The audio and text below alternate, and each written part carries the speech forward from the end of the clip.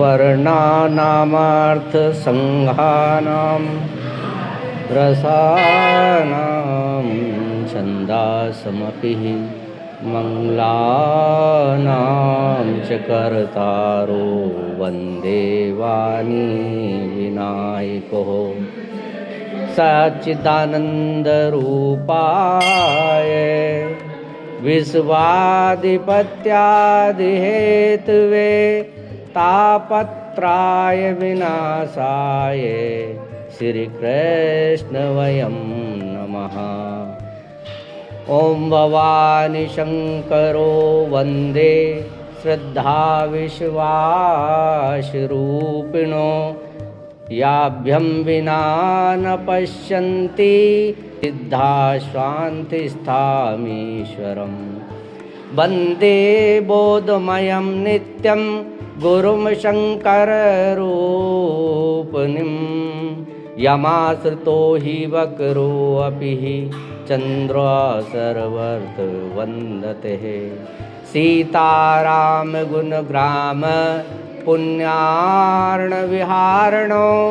वन्दे विशुद्धविज्ञानो कवीश्वरो कपीश्वरो वीणा पुस्तकधारिणी अगरासी सुखराज मम रसना पर आय के माता करो निवास। गुरुर्ब्रह्मा गुरुर्विष्णु गुरुर्देवा महेश्वरा गुरुर्साक्षात् परब्रह्म तस्मै श्री गुरवे नमः। कर्पूरगौरं करुणावतारं संसारसारं भुजगेन्द्रहारं सदा वसन्तं हृदयारविन्दे भवं भवानी सहितं नमामि। बोलिए वृंदावन बिहारी लाल की जय। शंकर भगवान की जय। चंद्र भगवान की जय। भगवान की जय। महाराज की जय। महाराज की जय। हम इस प्रति रविवार की कथा की श्रृंखलाओं में और हमारे जो आज 12वां रविवार की कथा होने जा रही है और इसमें हमने जगन्नाथ कथा का ही अत्यधिक वर्णन और प्रसंग कहा गया है। भगवान जगन्नाथ स्वामी जो नयन पथगामी हैं, जो मंदिर में तो बैठे हैं लेकिन वो उनका वेद शास्त्रों में यही व्याख्यान बताया गया है कि वो खुद हमारे दर्शन करना चाहते हैं। हम उनके दर्शन करना नहीं चाहते हैं, जगन्नाथ स्वामी हमारे दर्शन करना चाहते हैं। इसलिए उनके बड़े बड़े नयन बताए गए हैं। बाकी तो हमने पूर्व की कथा में उनके बारे में जो भी बन पड़ा है सुना है। और आइए सबसे पहले कथा में हमारा मन लगे। हम राघवेंद्र सरकार और हमारे सत्यदेव शंकर भगवान भोलानाथ गोरा पार्वती और राधा कृष्ण भगवान और उनके सभी परिकर और यहाँ श्री राम मंदिर में विराजमान श्री हमारे हनुमान जी महाराज और आप सभी कथा श्रवण करने वाले भक्तों को बारंबार प्रणाम साधुवाद करते हैं। तो आज बड़ा ही पावन पर्व है कि आज रविवार भी है। कथा का प्रति रविवार के भांति रविवार भी पड़ा है और वहाँ शिवरात्रि का पावन पर्व भी उसी में जुड़ गया है। तो हम आज इन दोनों प्रसंगों के ऊपर कथा का वृतांत सुनेंगे, कहेंगे और भजन कीर्तन भी करेंगे। तो जितना भी हमसे बन पड़ता है, भगवान भोलेनाथ का कोई चरित्र वर्णन ऋषि मुनि भी नहीं कर पाए। अच्छे अच्छे जो है वक्ता और कथाकार भी उनका वर्णन नहीं कर पाए, तो हम तो एक तुच्छ रूप में हैं। जैसा भी बन पड़ता है हम भगवान भोलेनाथ का यह है कि नाम लेने का उच्चारण और करते हैं। आइए सबसे पहले हम भगवान नाम का उच्चारण करते हुए, क्योंकि सत्संग की धारा हमें ये बताती है कि हमें अगर सत्संग में हम आए हैं तो मनुष्य को जितने भी कर्म करने पड़ते हैं और वो कर्म कांड करता है, उन सबसे श्रेष्ठ भगवत सत्संग को बताया गया है। क्योंकि सत्संग से मनुष्य सुधरता है। नहीं तो रामायण, महाभारत, गीता, श्रीमद् भगवत गीता हर एक के घर में विराजमान है, रखी है, लेकिन हम उनको वो रखी ही छोड़ देते हैं और उनसे कुछ प्राप्त नहीं कर पाते। क्योंकि प्राप्त करना है तो सत्संग में ही हमको प्राप्त होगा, किसी गुरु के सानिध्य में प्राप्त होगा।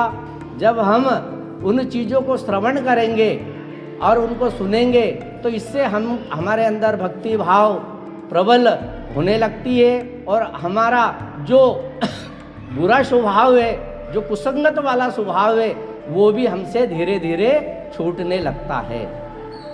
आइए, सांवरे से मिलने का, सांवरे से मिलने का सत्संग ही बहाना है। सांवरे से मिलने का सत्संग ही बहाना है। सांवरे से मिलने का सत्संग ही बहाना है।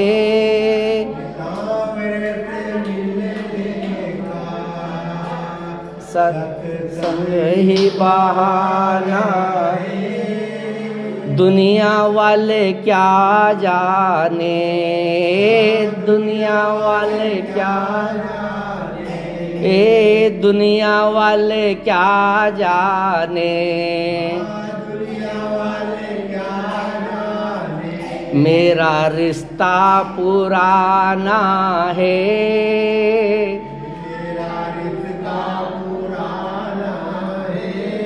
सांवरे से मिलने का सत्संग ही बहाना है।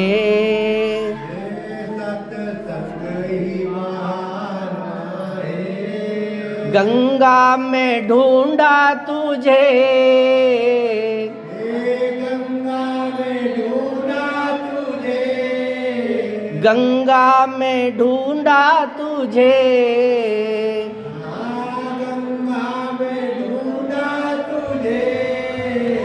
यमुना में पाया है,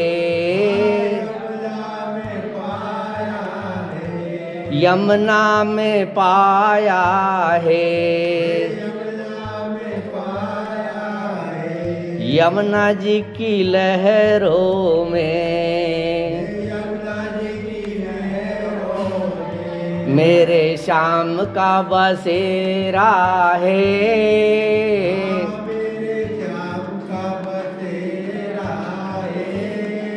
सांवरे से मिलने का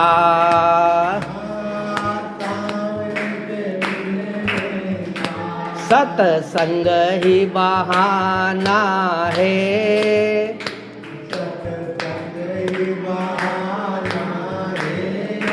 मथुरा में ढूंढा तुझे,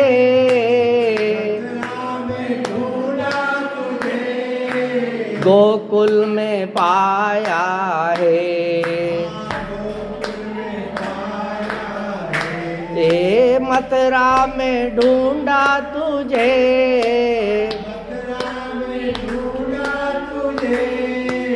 गोकुल में पाया है। वृंदावन की गलियों में, वृंदावन की गलियों में मेरे श्याम का बसेरा है।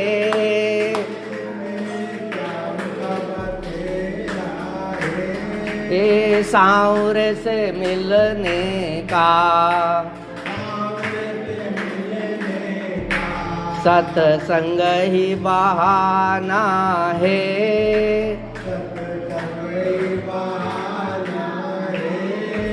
रामायण में ढूंढा तुझे,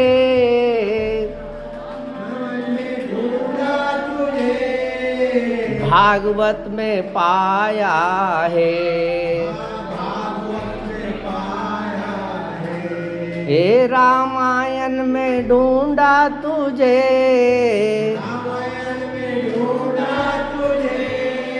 भागवत में पाया है।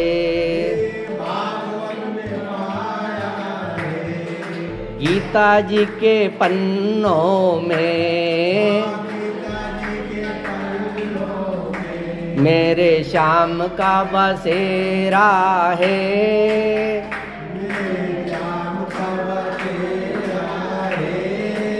सांवरे से मिलने का सत्संग ही बहाना है।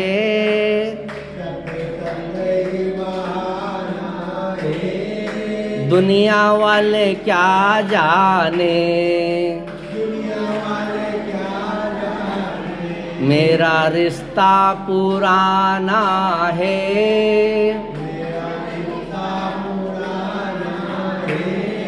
सांवरे से मिलने का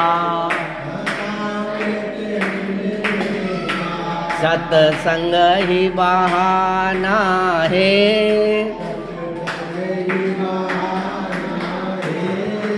बोल वृंदावन बिहारी लाल महादेव की जय। हम एक भाव कथा के आज हम माँ भगवती शारदा से प्रार्थना करेंगे कि आज शिवरात्रि पर उनको इस सत्संग में रसाबोर करे और शराबोर करे और आनंद रस में हमको डुबा दे। ये हम आज माँ भगवती को प्रार्थना करते हैं। एक पिछले बार हमने जयदेव महाप्रभु जो भगवान जगन्नाथ जी के भक्त थे, उनका पूरा प्रसंग हमने सुना। कैसे जयदेव जी अपने गीत गोविंद के छंद को लिखते थे और लिख के उन छंदों को पति पत्नी दोनों वो लिखते पढ़ते और पद्मावती जो उनकी पत्नी थी उस पर नृत्य करती थी। तो कहने का मतलब यह है कि हम ज्ञानवान बन जाएं वो काफ़ी नहीं है, हम कर्म कर लें वो भी है, लेकिन हम भक्ति में भाव को लाएं वो जरूरी है।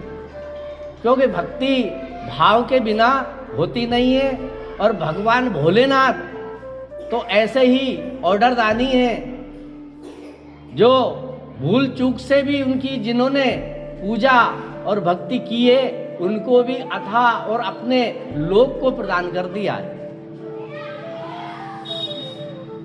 लेकिन भाव प्राप्त करने के लिए हमें हमारे पहले संस्कार की शुद्धि करनी पड़ेगी। अब संस्कार की शुद्धि या तो कई हम मानव देखते हैं कि कई बालिका जिनको गीता जी के बहुत सारे श्लोक याद है ऑटोमेटिकली, तो ये पूर्व जन्म का भी प्रसाद मिलता है कई को। कई अपने कर्म मेहनत से यहाँ प्राप्त कर लेते हैं। तो लेकिन इनके पीछे माँ बाप का, माता पिता का बड़ा हाथ होता है। माता पिता की भूमिका बड़ी सर्वोपरि होती है। एक व्यक्ति, एक पिताजी थे और संस्कार कैसे एक दूसरे से रिपीट हो जाते हैं। क्योंकि आज जो हम करेंगे, हमारे बालक जो देखेंगे वो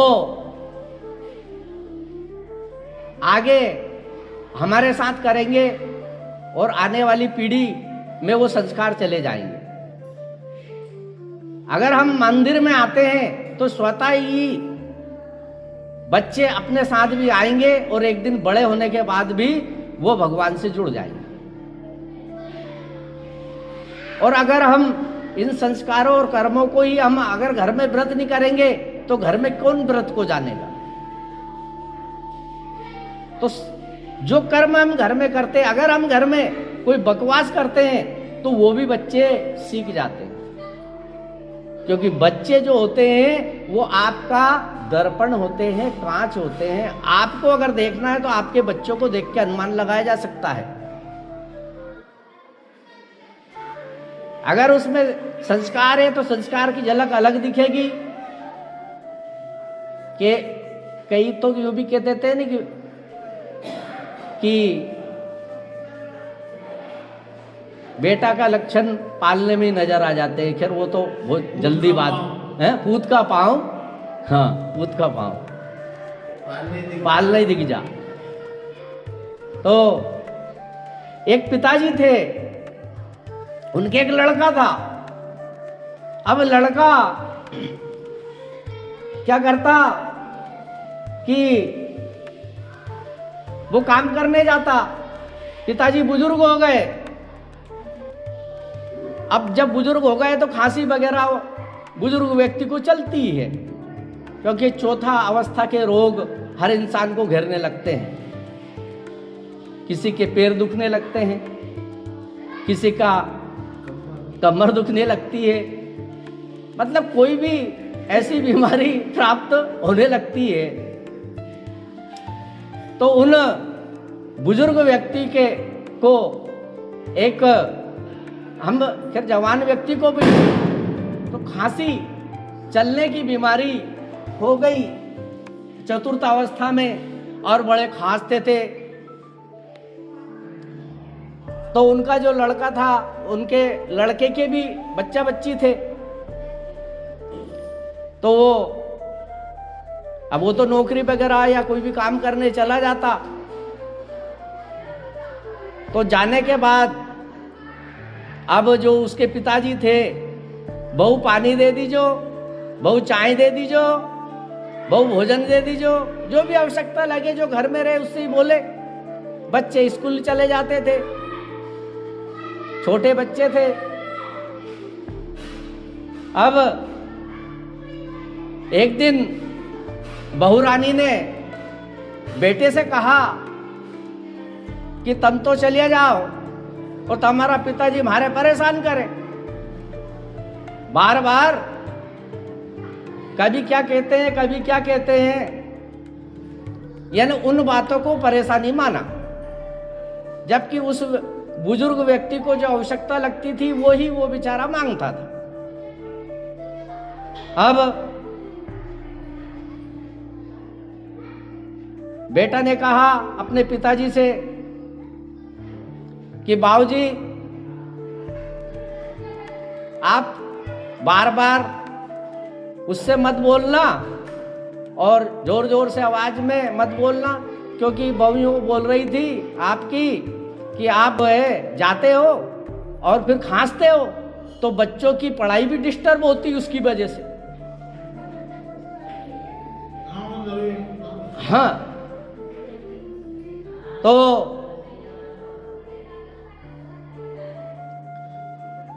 तो मैं आपके लिए आज शाम को एक उपाय ढूंढ लाऊंगा। और शाम को जब आया लड़का तो वो एक घंटी लेके आया। घंटी उसने घंटी की बटन उस बुजुर्ग के पास लगा दी और घंटी उस कमरे में जहां बहू रहती थी वहां पर लगा दी कि अब बाबूजी तुम्हें कहीं भी चाह पिताजी घंटी की बटन दबाना और वो आ जाएगी और आप फिर बोल देना, आपको उधर जाना नहीं पड़ेगा, खांसबा को काम नहीं रहेगा, बच्चे भी परेशान नहीं। अब वो तो चला गया। दूसरे दिन उस घंटी का प्रयोग हुआ,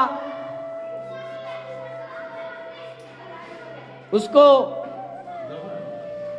आवश्यकता लगी, एक बार बटन दबाई, उसकी बहू आई तो वो तो वैसे ही भोजन लेके और उसको दे गई उसी बार में, क्योंकि भोजन का टाइम हो गया था। अब इसके बाद उस बुजुर्ग को प्यास लगी, 2-4 घंटा बाद पानी नहीं था, फिर उसने बटन दबाई। अब घंटी की आवाज तो गई होगी लेकिन सुनी नहीं, अनसुनी कर दी गई हो या कुछ भी हुआ, लेकिन वो नहीं आई। अब उसका 1 घंटे हो गया, 2 घंटा हो गया, अब उसने घंटी सुनना बंद कर दिया और इधर ये घंटी बजाता रहे लेकिन कोई हलचल नहीं हुई। अब बेचारा बुजुर्ग प्यास के मारे तड़पता रहा, उसको प्यास लगी थी क्योंकि असमर्थ अवस्था हो गई उसकी। हाँ, तो बेहाल पलंग खटिया के ऊपर पड़ गया। शाम को बच्चा आया, उसने देखा कि बाबूजी बेहाल पड़े हैं पानी के मारे। उसको तो ज्ञात नहीं पानी, पूछी पिताजी कि बेटा प्यास लगी है, कि घंटी बजा देता नहीं? तो कि बेटा घंटी तो बजाई, हो सके या को तार आर टूट गो हो। बेटा पानी भर के लाया और बाप की दम उखड़ गई, पानी भी नहीं पी पाया।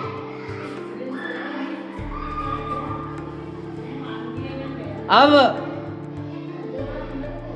उसका जो संस्कार करना था वो सब किया गया।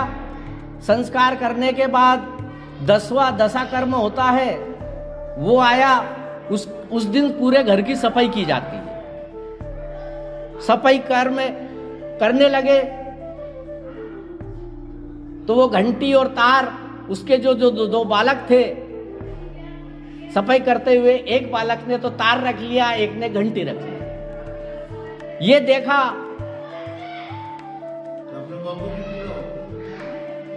हाँ, अब वो उसने देखा तो कि ये क्या कर रहे हो तुम, ये घंटी है, ये क्यों रख रहे हो?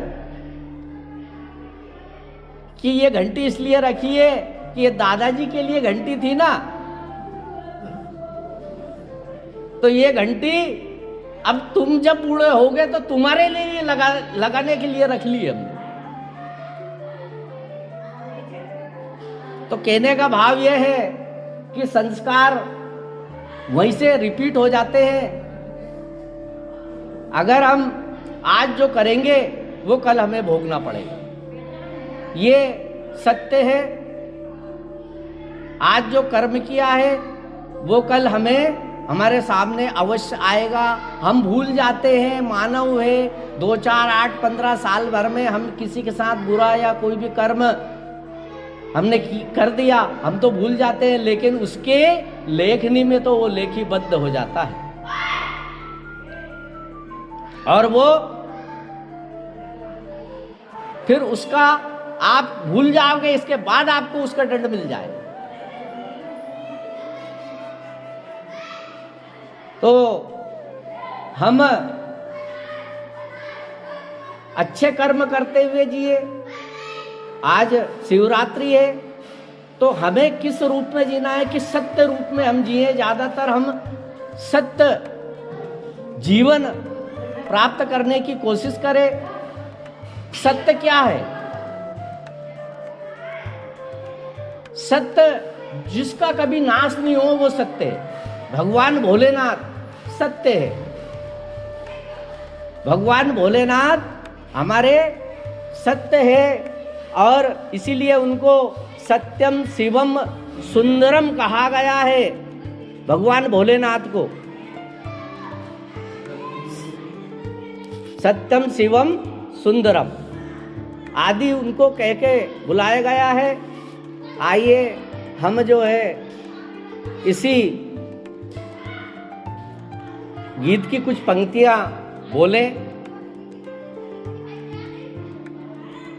सत्यम शिवम सुंदरम, सत्यम शिवम सुंदरम, सत्यम शिवम सुंदरम,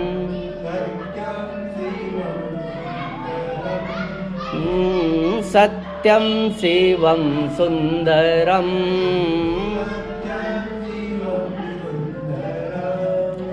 सत्यम शिवम सुंदरम,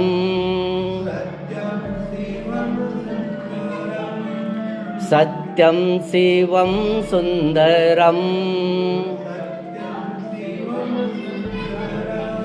सत्यम शिवम सुंदरम, ईश्वर सत्य है, सत्य ही शिव है, शिव ही सुंदर है। जागो उठ कर देखो, जागो उठ कर देखो, जीवन ज्योति उजागर है।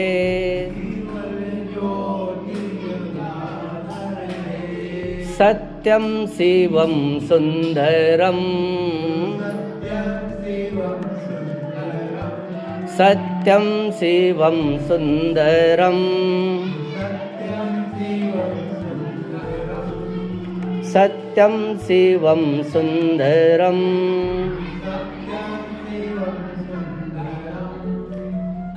भगवान भोलेनाथ की जय। तो हमारे भोले भंडारी ही सत्य है और वही ही शिव है और वही ही सुंदरम है। उनके आगे कोई भी सुंदरता की मूर्ति नहीं है, इसीलिए उनका नाम एक बोला गया है चंद्रशेखर, यानी जो बिल्कुल गौर वर्ण, चंद्रमा के रंग वाले, चंद्रमा जैसे सादृश्य चंद्रशेखर। बोली चंद्रशेखर भगवान की। हम ये जो भजन है और भजन के माध्यम से हम जब इन चीजों में चलते हैं तो भजन जो सत्संग में हम बोलते हैं वो और भी हमको भाव प्रदान कर देते हैं।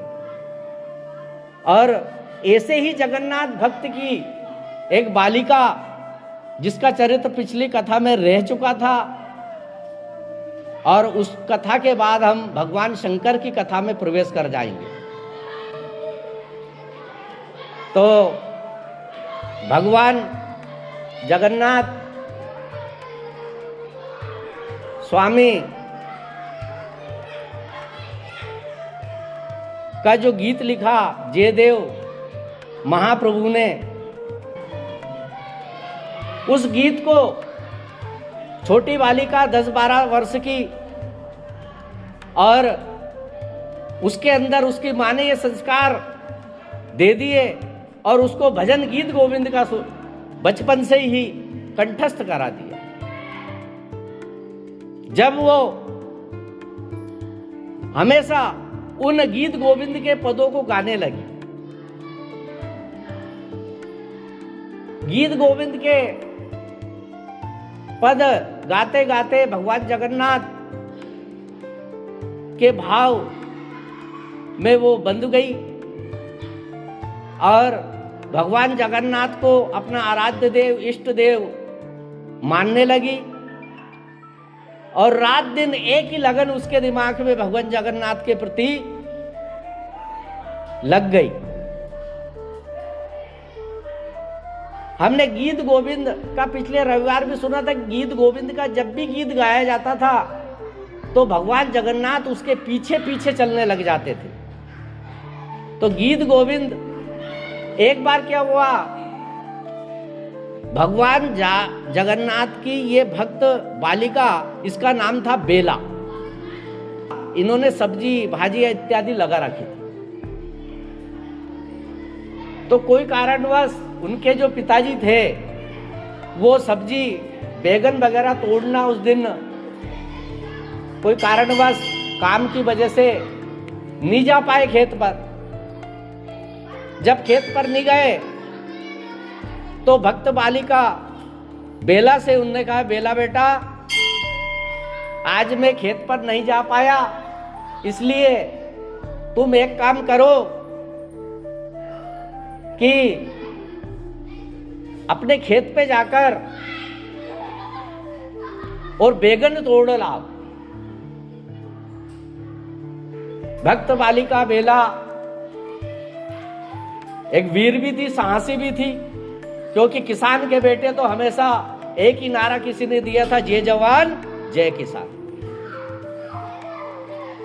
किसान और जवान ये ही हमारे देश के अंदर तो किसान और देश की बॉर्डर पर देश के जवान, ये हमारी रक्षा करते हैं। आज किसान अगर अन्न नहीं उगाए और अपना काम करना छोड़ दे तो देश की आय अर्थव्यवस्था डगमगाने लगती है। हम भी जानते हैं कि किसानों को अपने जो उपज करता है उसकी उतना मूल्य मिल नहीं पाता है, मेहनत ज्यादा करता है और मूल्य कम मिलता है।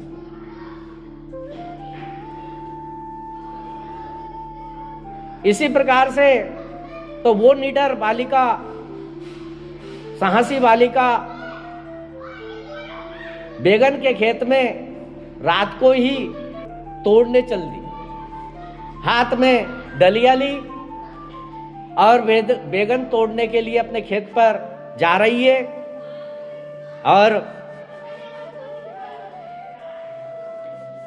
और उसके अंदर वो ही पद वो गा रही है गीत गोविंद का, श्रित कमला कुच मंडल घृत कुंडल ये, धृत कुंडल ये, कलित ललित बलमाल, जय जय देव हरे।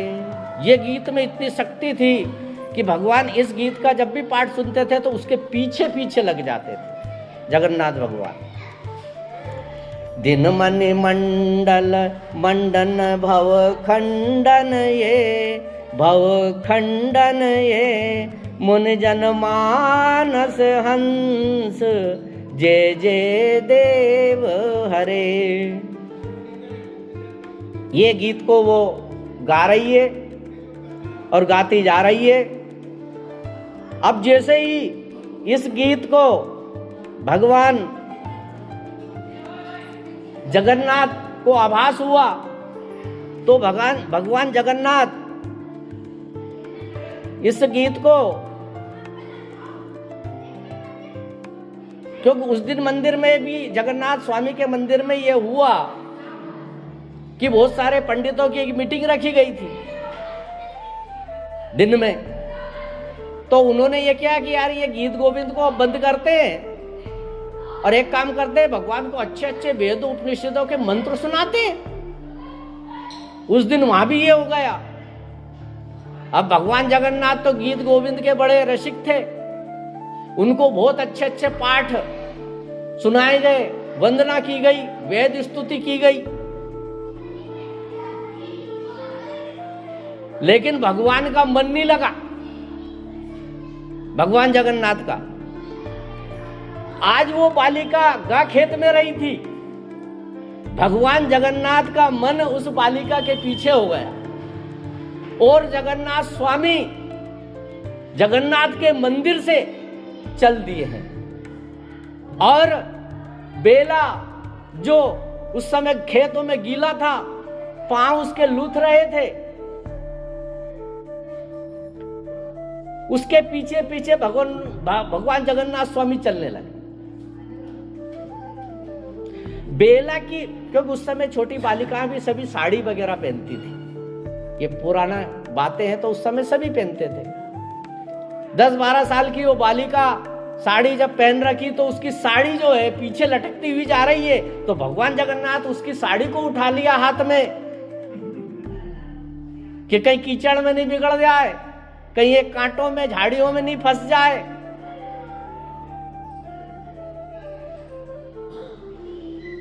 बेला कोई आभास नहीं, और वो तो वही गीत गाती जा रही है। सित कमला कुछ मंडल ये धृत कुंडल ये कलित ललित बनमाल जे जे देव हरे। भगवान का यही भजन कर रहे हो। भगवान को बड़ा सुनने में बड़ा आनंद आ रहा है, गीत गोविंद के पद को सुनने में। अब भगवान के पैर उसमें खुद खप गए। उनका जो श्रीअंग का जो वस्त्र था वो भी झाड़ियों में कहीं टूट के टुकड़े में पड़ गया।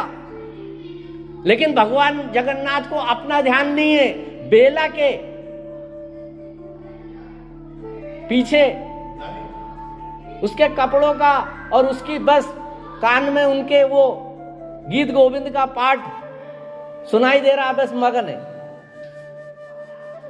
बेला तोड़ के वहां से खेत से निकली बैगनों को, वो घर गई। भगवान जगन्नाथ भी अपने रत्न वेदी पर वापस विराजमान हो गए। अब सुबह हुआ, राजा आए, गजपति महाराज, पुजारी जी,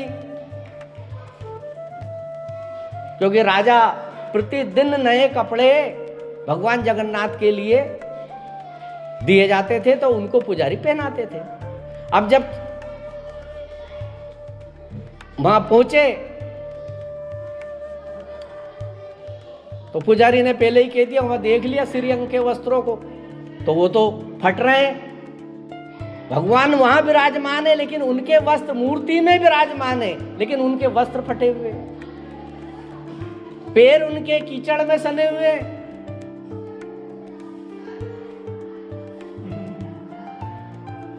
तो राजा ने जैसे ही देखा, क्यों पुजारी जी तुमने क्या करा? ये भगवान को क्या पुराने कपड़े पहना दिए क्या? फटे टूटे कपड़े पहना दिया कहीं तुमने? कि नहीं महाराज, मैंने तो इनको कपड़े सही पहनाए थे। नहीं नहीं, तुमने कुछ गड़बड़ की है, तुमको दंड मिलेगा। तो जो जगन्नाथ भगवान के पुजारी थे, जब भी सैनिकों को ऑर्डर किया, आए तत्काल और उनको बंदी गृह में डलवा दिया। दूसरे पुजारियों ने फिर कपड़े वगैरह उनके चेंज किए होंगे। अब लेकिन गजपति महाराज जो वहां के जो राजा थे, वो फिर भी ये सोचने लगे कि यार ऐसा हो नहीं सकता है, पांव कैसे बिगड़ गए, ये कुछ समझ में नहीं आ रहा।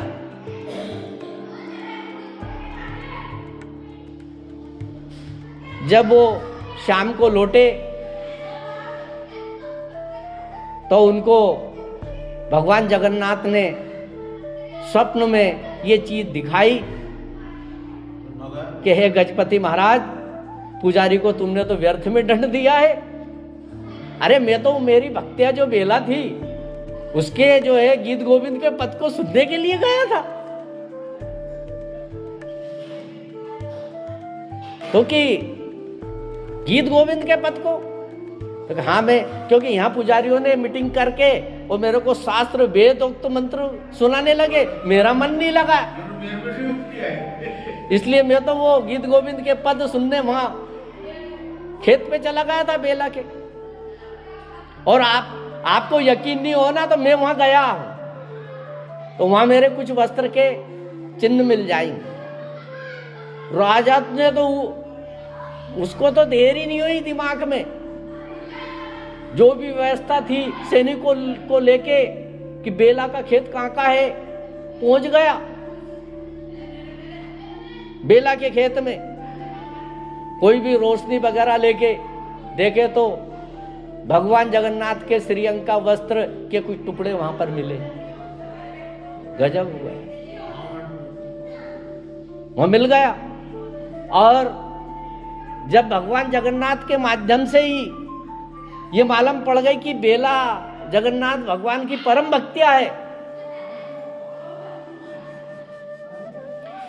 तो उस बालिका के घर पर पहुंचे और उधर सैनिकों को, सेनापति को आदेश दिया, पुजारी को फौरन रिलीज करो, छोड़ो उनको। छोड़ दिया गया उनको। पुजारी भी को भी साथ लिया और बेला के घर पहुंचे। बेला का चरण स्पर्श किया है आज महाराज गजपति महाराज ने। और अब तो बेला की उस गांव में जहां जहां भी मालूम पड़े कि भगवान जगन्नाथ इसके खेत में आए थे और इसके पीछे पीछे चले, तो गांव के लोग भी उसके घर पहुंचने लगे। वो तो फेमस होने लग गई, भाई सिद्धि मिल गई भगवान कोई। इसीलिए कहा है कि किसी को सिद्धि मिल जाए तो प्रसिद्धि में कभी नहीं उलझना चाहिए। कई व्यक्तियों को कई प्रकार से हम गांव में भी देखते हैं, कई को सिद्धियां मिल जाती, बोलने की जो कह देता वो हो जाता है। अब वो भगवान के भजन से ही वो सिद्धियां प्राप्त होती है और अंत में अगर वो सिद्धियों प्रसिद्धि के चक्कर में फिर भजन भाव भूल जाता है और वो जो सिद्धियां हैं वो भी चली जाती है, लुप्त हो जाती है। अब भगवान जगन्नाथ स्वामी की जो भक्तिया बेला थी, पूरा गांव उसके यहां इकट्ठा। आज तो गांव का उसकी आरती उतार रहा है, आसपास के गांव के भी आने लगे। हमने एक वाक्य सुना था, हमारे ही सुजालपुर के पास कुछ दिन पहले एक देवी जी प्रगटी थी, जिसके लिए है ना लोग ट्रायली भरा भरा के जाते थे। ऐसे ही बेला के लिए भी आज भीड़ उमड़ पड़ी है।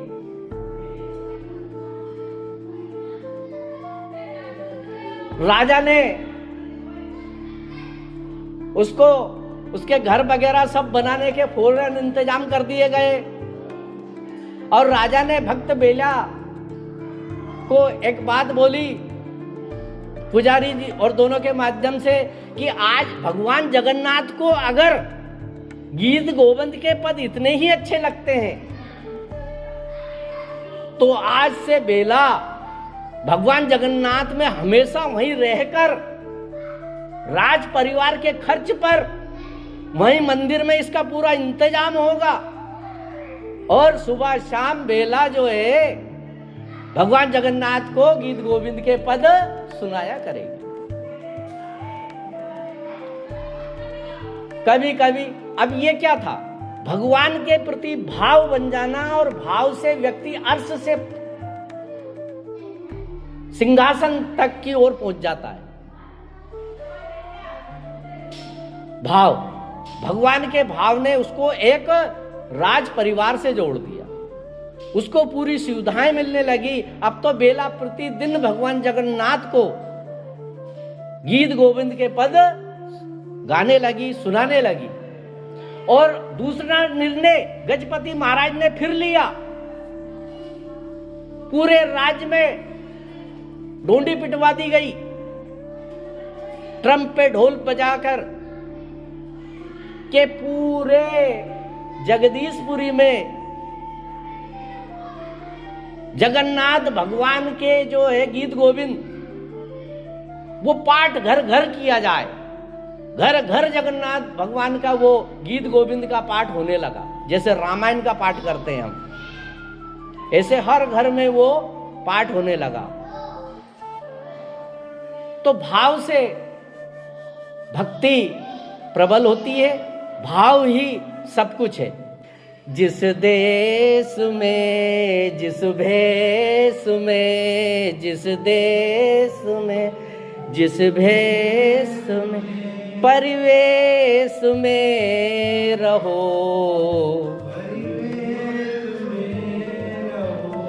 राधा रमन, राधा रमन, राधा रमन कहो, राधा रमन, राधा रमन, राधा रमन कहो। जिस देश में, जिस वेश में, देश में, परिवेश में रहो, राधा रमन, राधा रमन, राधा रमन कहो, राधा राधा रमन। जिस रंग में, जिस ढंग में, जिस रंग में, जिस ढंग में,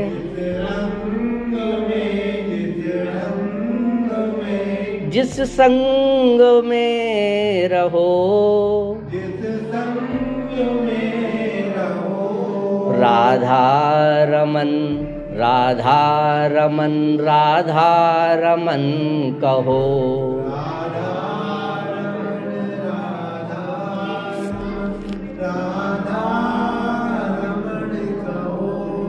जिस देश में, जिस वेश में,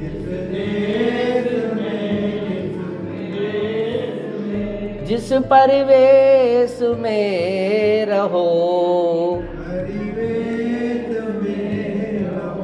राधा रमन, राधा रमन, राधा रमन कहो।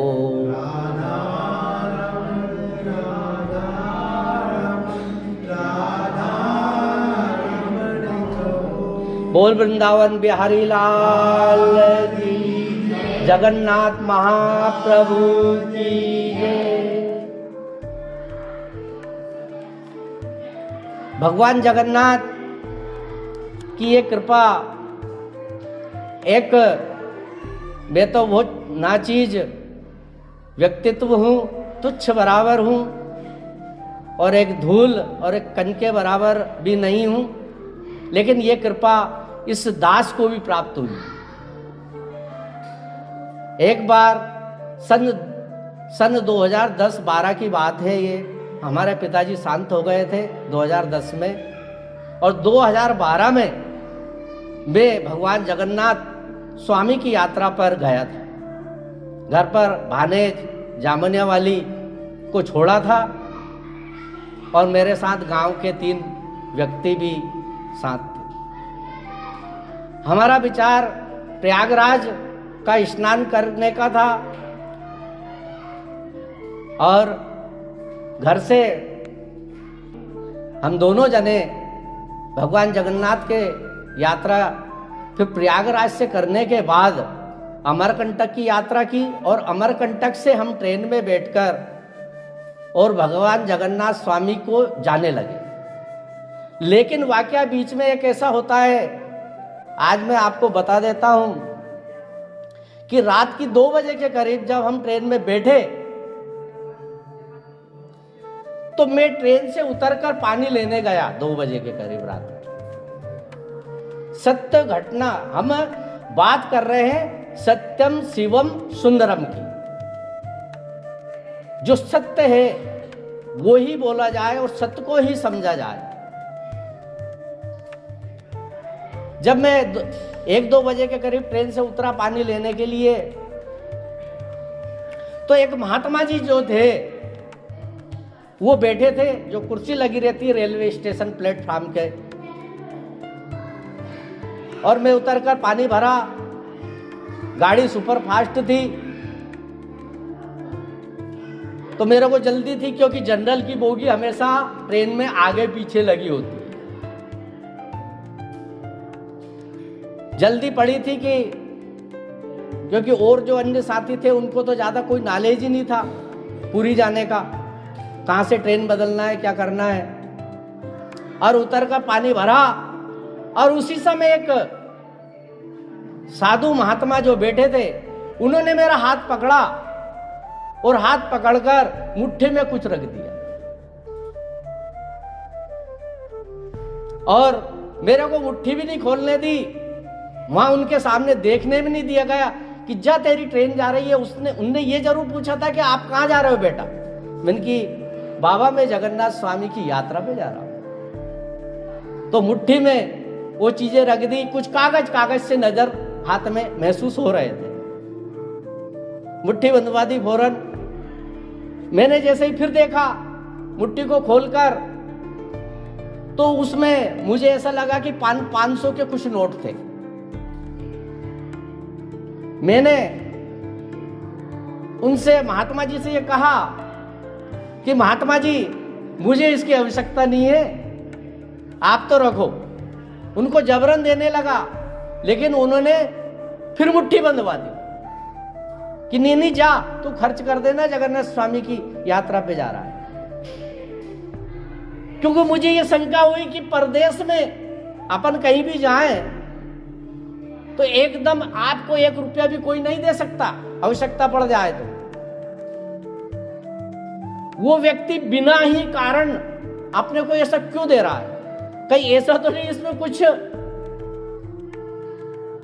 अपने साथ आगे घटना घटित हो जाए? कोई संसार है। अब जैसे ही मैं ट्रेन में गया और बैठे उसके पहले ही मैंने देखा तो उसमें 500 घुसा एक दिख रहे थे, लेकिन वो 500 के 4 नोट थे। 4 नोटों को मैंने देखा, मैंने और देखा उनको तरीके से। मैंने कहा यार इसने जबरन दे दिया इनके महात्मा जी ने, और कहीं ऐसा नहीं अपने साथ बाद में आगे फोन हो जाए कि नकली नोट थे। शंका हो गई मन में। लेकिन नोट, क्योंकि उसमें वाटर मार्क लगा होता है, वो देखा गया तो वो भी असली नोट। मैंने ये सब थे तो उनको बताया, मेरे को एक महात्मा जी मिले था, ससो कर गया।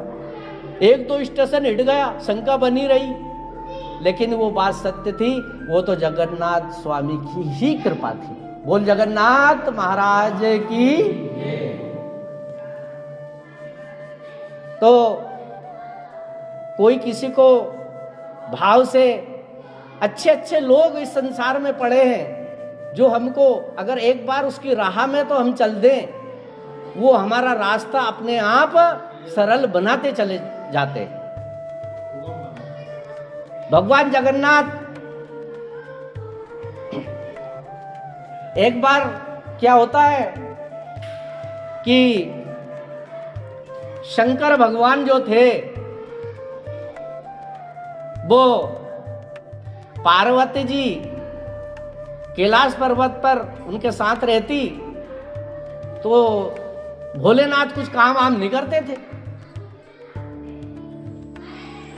अब पार्वती जी ने कहा कि तुम कुछ काम वाम करते नहीं हो, बस बैठे रहते हो,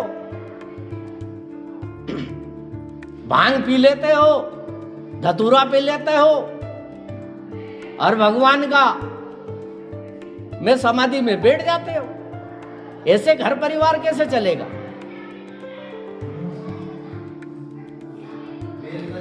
अरे के भांग और धतूरा कि भैया पीने के लिए तो देखो पार्वती जी भांग हैगी, और लपेटने के लिए ये भस्म हैगी, तो कि बच्चे इनसे नहीं पलेंगे, बच्चों को रोटी चाहिए।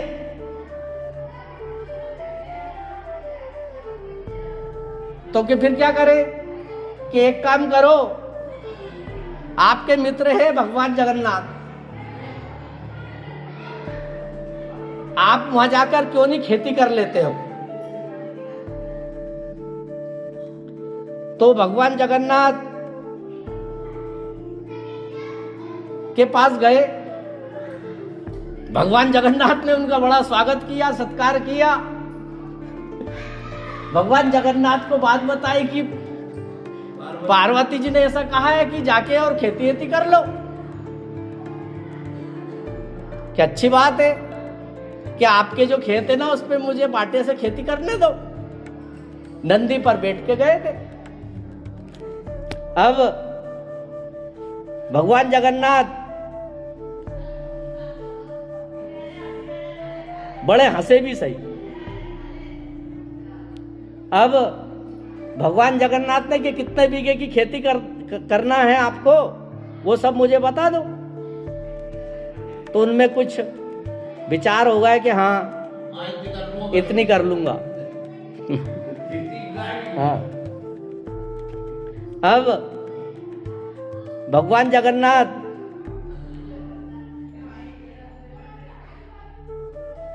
की बांटा करेंगे, तो जगन्नाथ ने कहा कि एक जगन्नाथ मतलब भगवान कृष्ण ही है।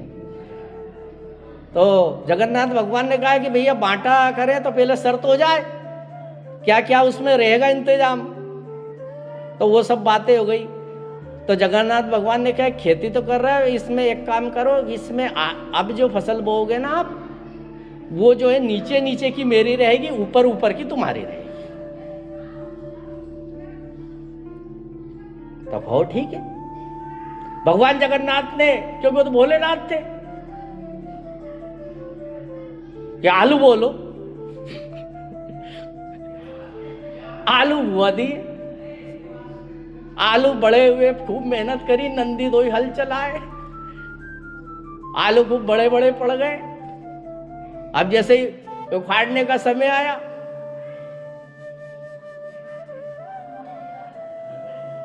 भगवान भोलेनाथ कैसे भोले हैं, इसके ऊपर प्रसंग है। तो बांटा हुआ, तो बांटा क्या कि ऊपर ऊपर से काट लो तुम। शंकर भगवान ने ऊपर ऊपर के जो आलू के डांटले थे वो सब काट लिए, बोरियम भरे और कैलाश पर्वत की ओर नंदी पे रखकर चल दिए। अब चले जा रहे हैं, पार्वती जी के पास पहुंचे, किलो में खेती कर लाया, बोरी खोली, देखे तो उसमें बेलड़ा बेलड़ी भरे, पत्ता पत्ती भरे। तो कि भोलेनाथ ये क्या करा आपने? तो कि यही हुआ था कि ऊपर ऊपर की फसल मेरी थी, नीचे नीचे की उनकी थी। तो के डबल से जाके खेती करो, अब ऊपर ऊपर की लेना। हाँ, पहले नीचे के लिए थे नहीं, अब ऊपर की तय करूंगा। भोलेनाथ आए जगन्नाथ स्वामी के, मैं तो फिर खेती करूंगा दूसरी बार। अब भोलेनाथ आए वापस खेत में, क्योंकि खेत मालिक की शर्त चलती है फसल में, तो कौन सी फसल बोना है। भगवान जगन्नाथ ने कहा कि इस बार बाजरा बो। उन्हें क्या कि ऊपर ऊपर की, उनने पहले के ऊपर ऊपर के हाँ नीचे नीचे की, उनने कहा कि नीचे नीचे की मैं रखूंगा। तो के बाजरा बो, तो बाजरा बो दिया। बाजरा कटा और कटकर वो बाजरा तो ले गए भगवान जगन्नाथ, और जो डट्टल थे वो सब भरे भोलेनाथ ने बोरियों में भर भर के। नंदी दोई जो है डांटला ने भर भर के बोरी भर दी और नंदी पे धरे बोरियों को। चल नंदी, कैलाश पर्वत की ओर चल दिए। माता गोरा पार्वती बोरी की ढेर लगा दिया डांटलों से। देखा गोरा महारानी ने, अरे के भोलेनाथ तुम डंठल ही डंठल भर लाया, इनसे कहीं होगो। तो फिर क्या करूं?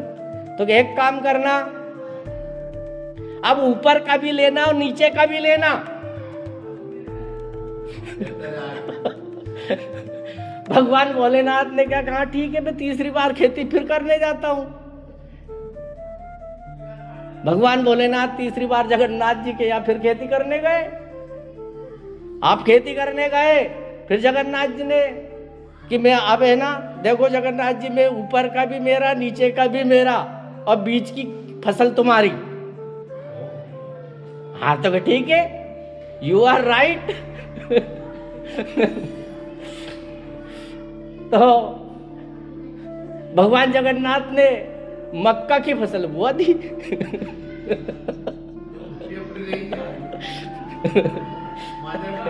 अब ऊपर की फसल, अब फसल पकी तो बलदाव जी, सुभद्रा जी तीनों भाई बहन गए, उनको भी नंदीश्वर को बुलाए, भैया देखो बीच की मेरी, भुट्टा भुट्टा तोड़ ले गए।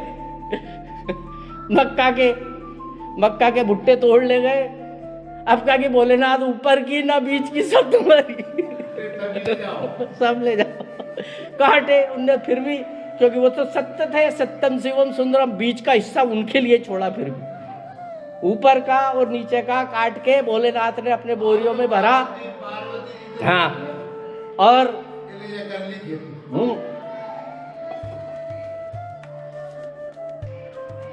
ऊपर का हिस्सा नीचे का हिस्सा भरकर बोरियों में चल दिए।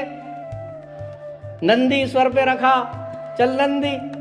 पार्वती जी के पास पहुंचे कि अब तो मैं ना ऊपर का और नीचे का 2 हिस्सा लाया हूं। जैसे ही खोल जैसे ही पार्वती जी ने देखा, अरे भोलानाथ आप तीसरी बार भी मात खा गए। इसीलिए इनको भूत भावन भोलेनाथ कहा गया है। भोला होना और भोला स्वभाव होना, इसीलिए से ये भोलेनाथ कहे गए। बोलिए महादेव शंकर भगवान की। महादेव नमन चरणों में, महादेव नमन चरणों, स्वीकार कीजिए, स्वीकार कीजिए। सबका किया है मेरा भी उद्धार कीजिए। सबका किया है मेरा भी उद्धार कीजिए, उद्धार कीजिए। महादेव नमन चरणों में, महादेव स्वीकार कीजिए। सबका किया है मेरा भी उद्धार कीजिए।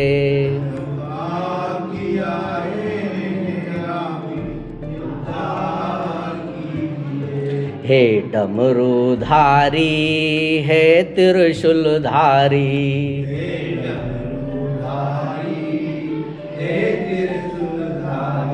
हे डमरूधारी, हे त्रिशूलधारी।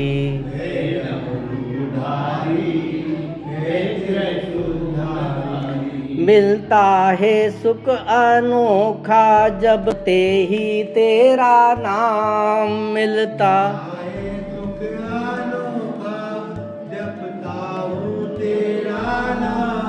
चरणों में तेरे गुजरे जीवन की सुबह शाम, जीवन की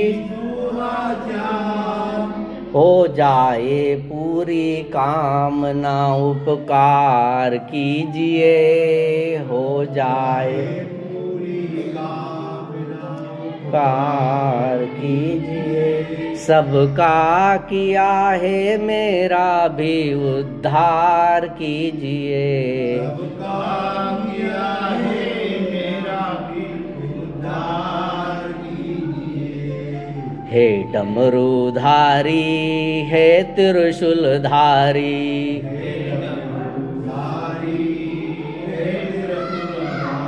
हे डमरूधारी, हे त्रिशूलधारी।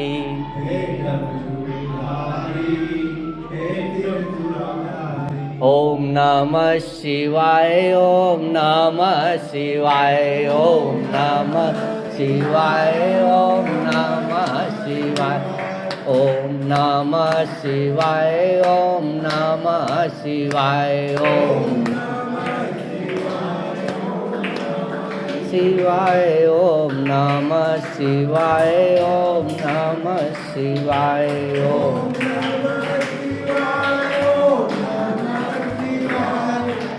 नमः शिवाय, ओम नमः शिवाय,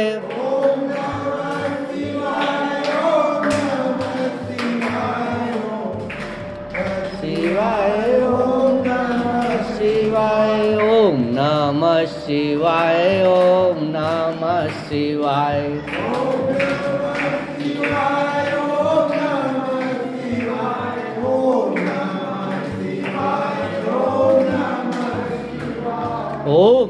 नमः शिवाय, ओम नमः शिवाय, ओम नमः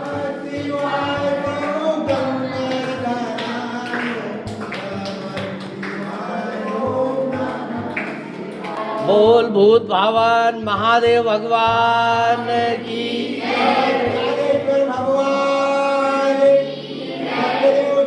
भगवान की,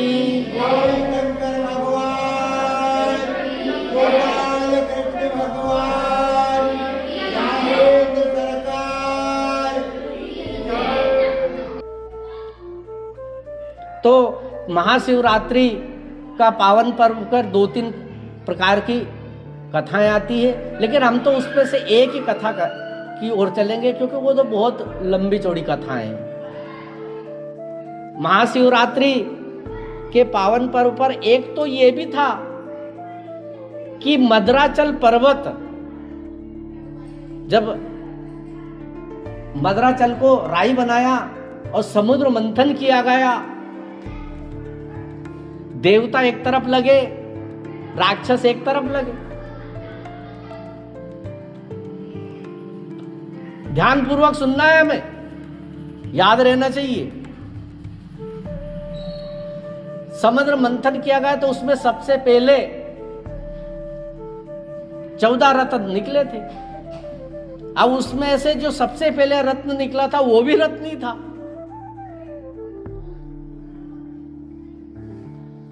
वो क्या निकला था सबसे पहले 14 रत्न में से? कालकूट हल हल विष, जो उसके निकलते ही उसकी महक से ही पशु पक्षी पेड़ों से गिरने लग गए, पेड़ पौधे कुमलाने लग गए। अभी सन 2019 में कोरोना की बीमारी आई थी, तो वो तो उससे भी कहीं भयंकर था।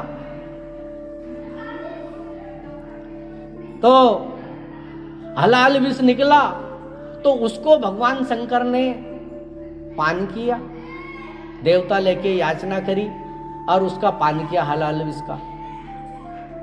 और जब वो पान जिस दिन किया गया उस दिन महाशिवरात्रि का ही दिन था।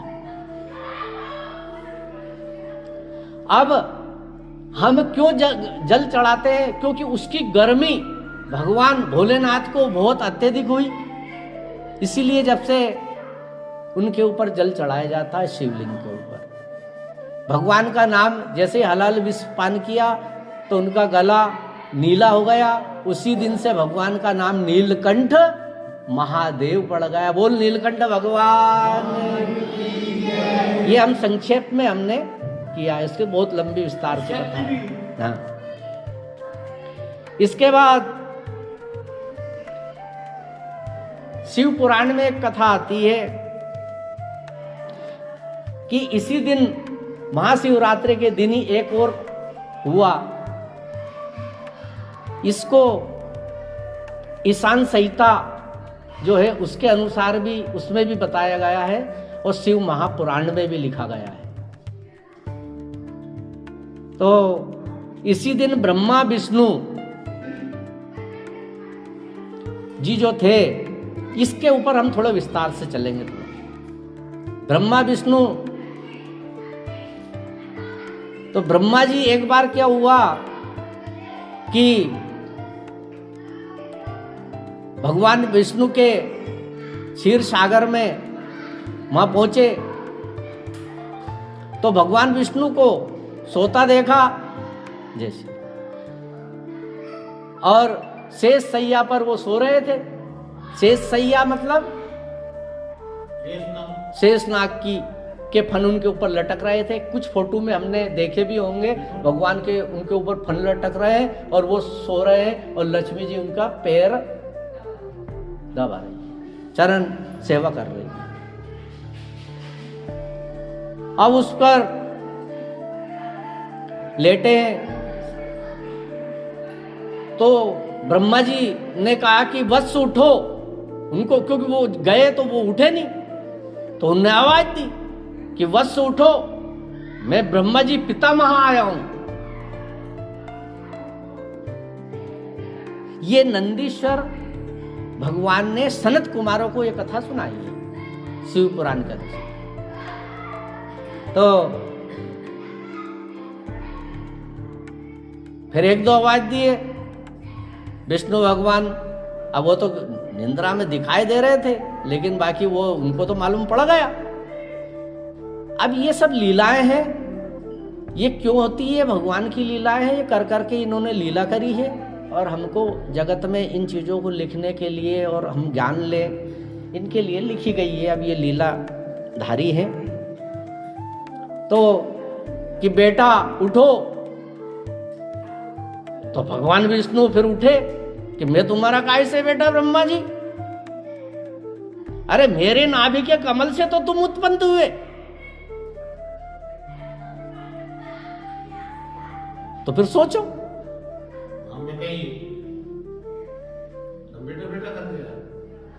तो दोनों में इस बात के ऊपर विवाद होने लग गया, दोनों लड़ने लग गए। अब लड़ने क्या लग गए, युद्ध होने लग गया उनमें। तो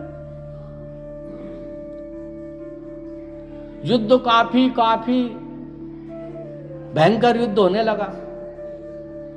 अस्त्र शस्त्र से दोनों लेस थे, आपस में दोनों ने अस्त्र शस्त्र चलाने लगे।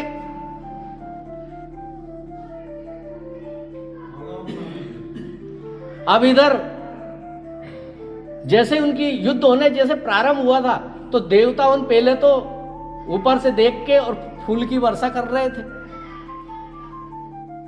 ओह कितनी अच्छी लीला हो रही।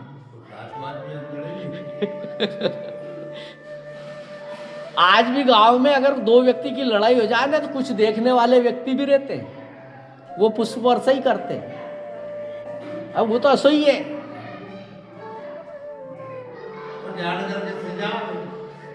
तो देवता उन पुष्प वर्षा करने लगे। लेकिन जब घोर युद्ध देखा और अस्त्र शस्त्र जब चलाते देखे, तो उनको तो अब ये सृष्टि खतरे में नजर आने लगी।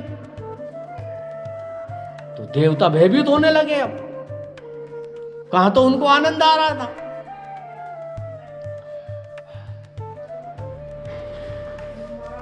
तो हमारे भूत भावन भगवान शंकर जी के पास पहुंचे। इधर इनका युद्ध चल रहा, एक दूसरे अस्त्र शस्त्र का प्रयोग कर रहे हैं कि महाराज दोनों लड़ रहे, कुछ तो उपाय करो। कि हाँ मुझे ज्ञात है, तुम मत सुनाओ मुझे सब याद है। तो भोलेनाथ भी जाकर आकाश में उनका युद्ध देखने लगे, बादलों की ऊपर जाकर। हाँ, अब जैसे ही उन्होंने शिव के ही अस्त्र का प्रयोग दोनों ने करने लगे, जैसे परमाणु बम आखिरी हथियार के इसमें। अब शंकर भगवान ने सोचा कि ऐसा अस्त्र चला रहे कि अब तो सृष्टि खत्म हो जाएगी, परमाणु बम आज ही फेंक दे। तो आज भाई वो तो भगवान थे, वो तो परमाणु बम के भी कई परमाणु बम के जैसे हथियार थे उनके पास। थे आज ही परमाणु बम वैज्ञानिकों ने बना लिए, तो वो तो और घातक थे, पूरी सृष्टि नष्ट हो जाएगी। तो भगवान शंकर ने एक दोनों के बीच में एक अग्नि स्तंभ खड़ा कर दिया। दोनों लड़ रहे थे उसके बीच ऐसा स्तंभ चमकीला, और जिसका आदि था ना अंत था। अब ब्रह्मा जी इधर और विष्णु जी इधर। अब भाई बीच बचाव में तो यही होगा ना, कुछ चीज खड़ी कर दो। वो समझ गए कि महादेव जी ने ये किया है। अब दोनों ने बात की, ब्रह्मा जी और विष्णु जी ने, कि एक काम करते हैं, अपना युद्ध तो समाप्त तो होया नहीं, बीच में ये स्तंभ खड़ा हो ही गया।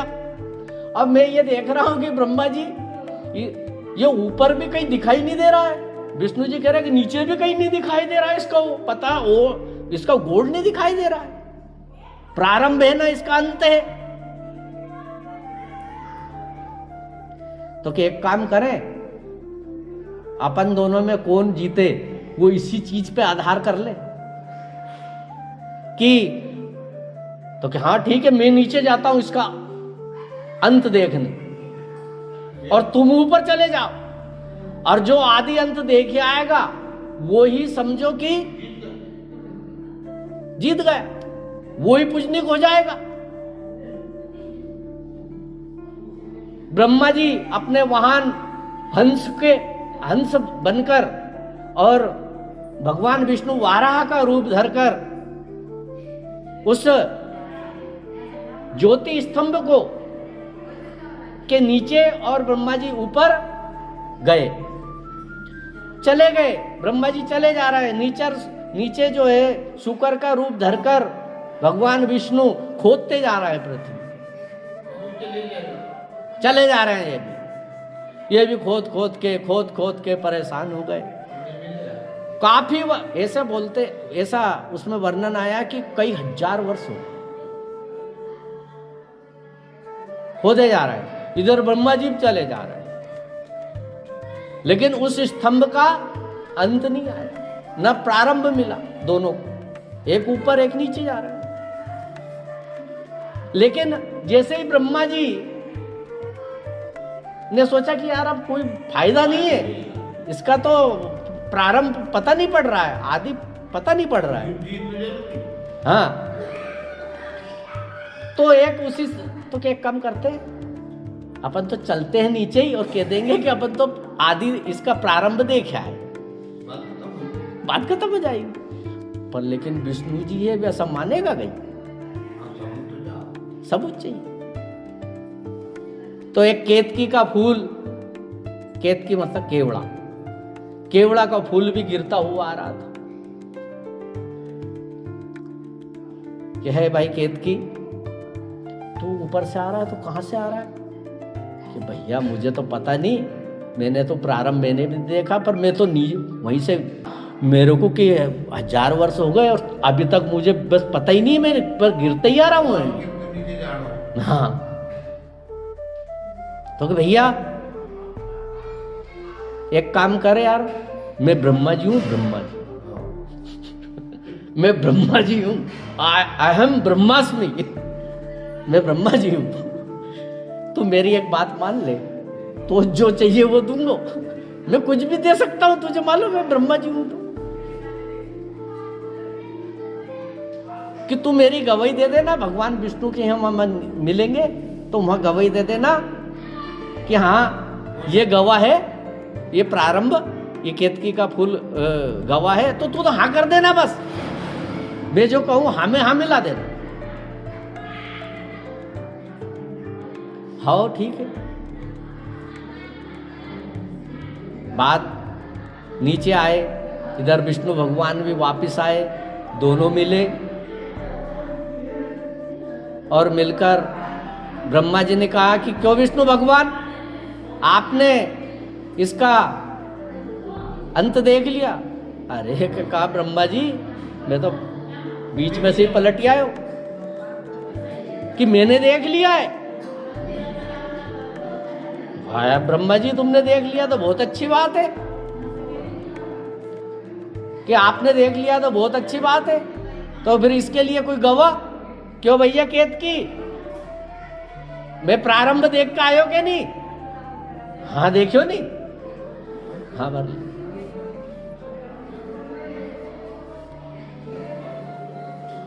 अब भगवान विष्णु ने थाली वगैरह स्वागत सत्कार के लिए कि आप बड़े, जब पूजन कर रहे हैं आपका, स्वागत सत्कार के लिए पूजन की सामग्री मंगवाई, पूजन आपका कर रहे। हाँ मैं मान लेता हूं कि आप बड़े, जीत गए आप। लेकिन इतने में ही भूत भावन भोलेनाथ आ गए, नहीं विष्णु जी, इनने झूठ बोला है ब्रह्मा जी ने, और आपने सत्य बोला है, इसलिए आपने सत्य बोला, इसलिए आप सत्य नारायण हो। और आज से आप सत्यनारायण के नाम से भी जाने जाओगे। बोल सत्यनारायण भगवान की। और इन्होंने झूठ बोला है तो जब भी उनके दोनों भुवों के मध्य से भैरव को प्रकट किया शंकर भगवान ने, और एक खड़ग उसके हाथ में दिया कि इनने झूठ बोला है, इनका सर काट दो, तो ब्रह्मा जी का एक मस्तक उस भैरव ने काट। ब्रह्मा जी के पहले 5 सिर थे, तो एक सिर उस दिन कट गया, तो फिर वो 4 सिर वाले हो गए, चतुरानन हुए। अब है तो इस प्रकार से फिर भगवान ने भगवान विष्णु को वरदान दिया कि आपकी हर जगह पूजा होगी, आप मेरे समान ही पूजे जाओगे, लेकिन ब्रह्मा जी कहीं भी नहीं पूजे जाएंगे। इसीलिए ब्रह्मा जी का मात्र पुष्कर राज में ही एक ब्रह्मा का मंदिर है, उनको पूजा से वंचित कर दिया। हाँ, आपको यह है कि यज्ञ वगैरह जहां कहीं भी होगा उसके प्रमुख आप हो, यज्ञ में उनको स्थान दिया गया। और वो जो केतकी फूल था कि आज से तू मेरे किसी भी कार्यों में नहीं चढ़ेगा, केतकी का फूल को वर्जित कर दिया। विष्णु भगवान को बड़ा पद दिया था, ये महाशिवरात्रि के दिन ही दिया था। उस दिन वो ज्योति स्तंभ जो है उसी दिन महाशिवरात्रि के दिन प्रकट हुआ था, ये भी है महाशिवरात्रि के दिन का। इस प्रकार से भगवान भोलेनाथ ने अपना प्रभाव दिखाया। आइए भजन बोले। शिव पूजन को गोरा चली, शिव पूजन को गोरा चली, पेरा देते हैं बजरंग बली, पेरा शिव पूजन को गोरा चली,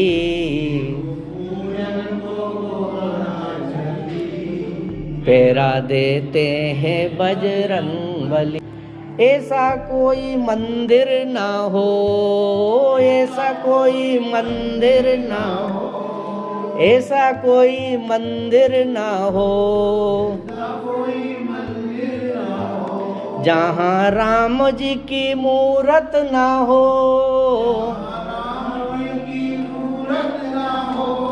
जहाँ राम जी की मूरत ना हो, राम पूजन को सीता चली, पेरा देते हैं बजरंग बली, शिव पूजन को गोरा चली, पेरा देते हैं बजरंग बली। ऐसा कोई मंदिर ना हो, जहाँ कान्हा जी की मूरत ना हो, कान्हा पूजन को राधा चली, पेरा देते हैं बजरंग बली, शिव पूजन को गोरा चली, पेरा देते हैं बजरंग बली। ऐसा कोई मंदिर ना हो, जहाँ भोले जी की मूरत ना हो, भोले पूजन को गोरा चली, पहरा देते हैं बजरंग बली। शिव पूजन को गोरा चली, पहरा देते हैं बजरंग बली। बोल शंकर भगवान की।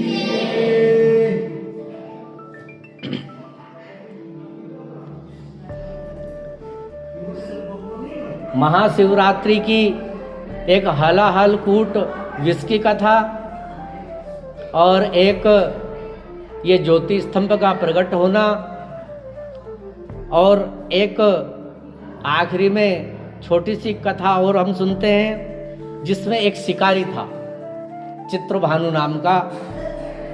वो जब जंगल में गया तो वहां शिकारी था, तो वहां बिलपत्र पर अपने बाण लेकर वो बैठ गया और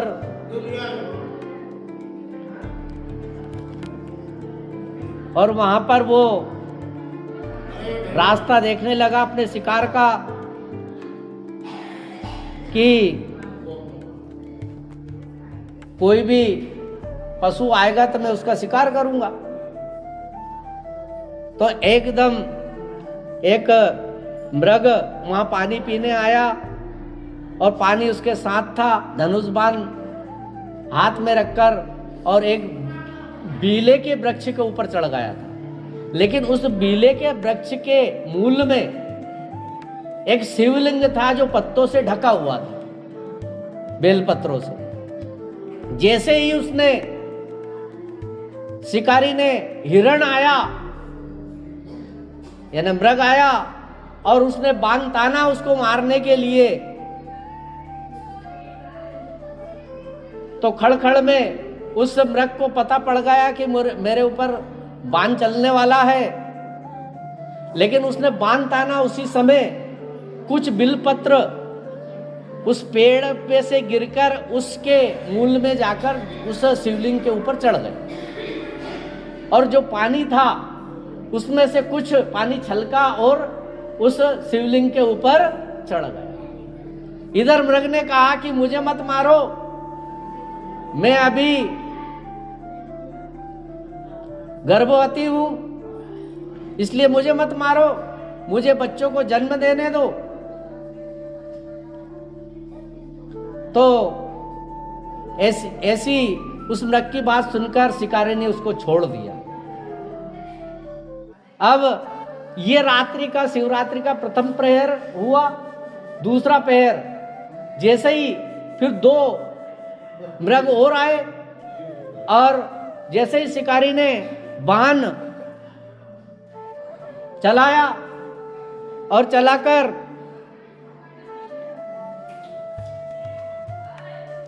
जैसे बाण संधान किया तो फिर बिलपत्र टूटे और उस बूल में जो शिवलिंग था उसके ऊपर चढ़ गए। कुछ पानी फिर छलका और शिवलिंग पर चढ़ गया।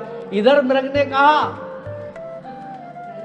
कि मेरे बच्चे हैं और उनसे मुझे मिल लेने दो, इसके बाद हम आ जाएंगे, आपको प्रण देते हैं और इसके बाद हमको मार लेना, मैं मेरे बच्चों से मिल आऊं। ये दूसरे पहर की पूजा हो गई। फिर एक तीसरा हिरण आया तीसरी पहर में और वही उसने बाण को फिर चलाया और चलाकर जैसे हिरण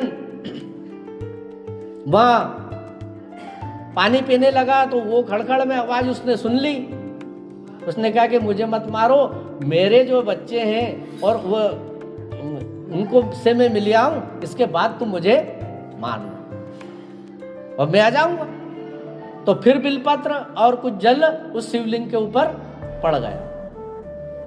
ये तीसरे पहर की पूजा हो गई। चौथे पहर में फिर सब हिरण इकट्ठे होकर आ गए और जैसे बाण संधानने लगा कि ये तो बहुत अच्छा हुआ कि अब तो शिकार करना ही है। तो जैसे ही बाण ताना तो वो चौथे पहर की फिर बिलपत्र और पानी गिर गया शिवलिंग के ऊपर तो वो चौथे पैर की भगवान शिव शंकर की पूजा हो गई। भगवान भूत भावन उससे प्रसन्न हो गए और उसको गति प्राप्त की उस चित्रभानु शिकारी को। शंकर भोलानाथ है हमारा तुम्हारा, हमारा तुम्हारा। शंकर भोलानाथ है हमारा तुम्हारा, हमारा तुम्हारा। शंकर भोलानाथ है हमारा तुम्हारा, हमारा तुम्हारा।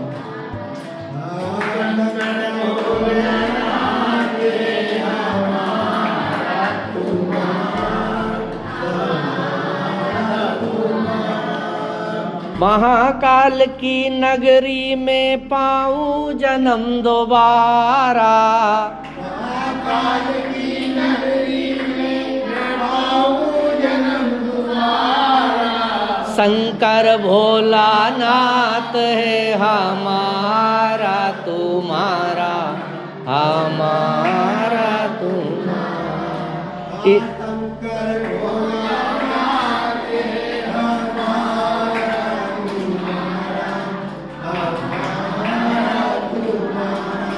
इस नगरी के कंकर पत्थर हम बन जाए,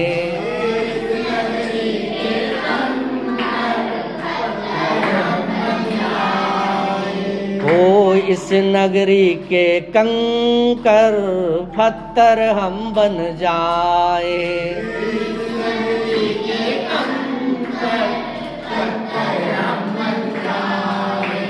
भक्त हमारे ऊपर चढ़कर मंदिर जाए, भक्त हमारे ऊपर चढ़कर मंदिर जाए।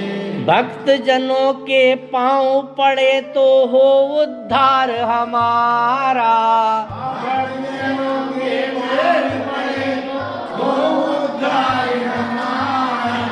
शंकर भोलानाथ है हमारा तुम्हारा, हमारा तुम्हारा। शंकर भोलानाथ है हमारा तुम्हारा, हमारा तुम्हारा। जब भी ये तन त्यागू त्यागू छिपरा तट पर,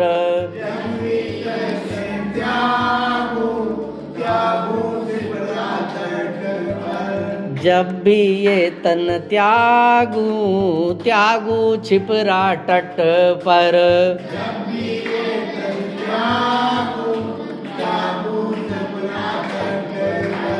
इतना करना स्वामी और मरू मर घट पर, इतना करना स्वामी और मरू मर घट पर। मेरी भस्मी चढ़े आप पर पाऊं जन्म तुम्हारा, मेरी भस्मी चढ़े आप पर पाऊं जन्म तुम्हारा। शंकर भोलानाथ है हमारा तुम्हारा, हमारा तुम्हारा। शंकर भोलानाथ है हमारा तुम्हारा, हमारा तुम्हारा। जय भोला भंडारी, जय गोरा त्रिपुरारी, जय भोला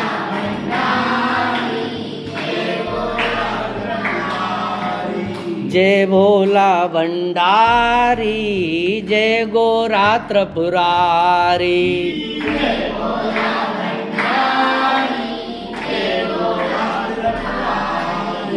रखियो लाज हमारी सब जग के हितकारी,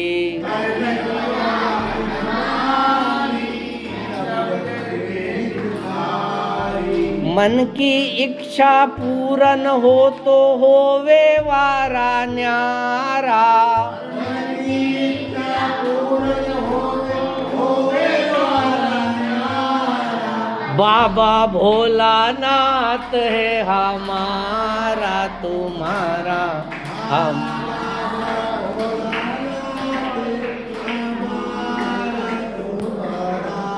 हमारा तुम्हारा शंकर भोलानाथ, हमारा तुम्हारा हम।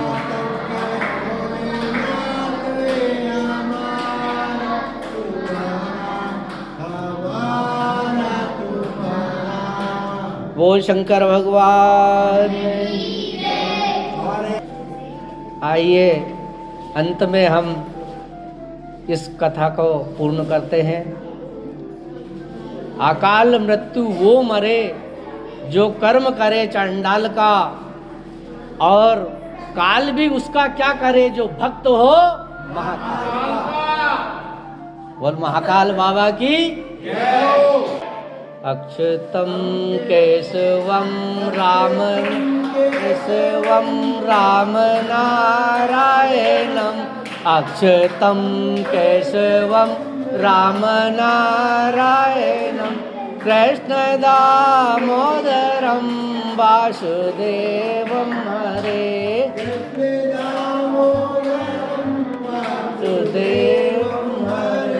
श्रीधरम माधवम गोपिका वल्लभम, श्रीधरम गोपिका वल्लभम, जानकी नायकम रामचंद्रम भजे, जानकी रामचंद्रम भजे। बोल सत्यदेव शंकर भगवान, भूत भावन भगवान की, गोपाल कृष्ण भगवान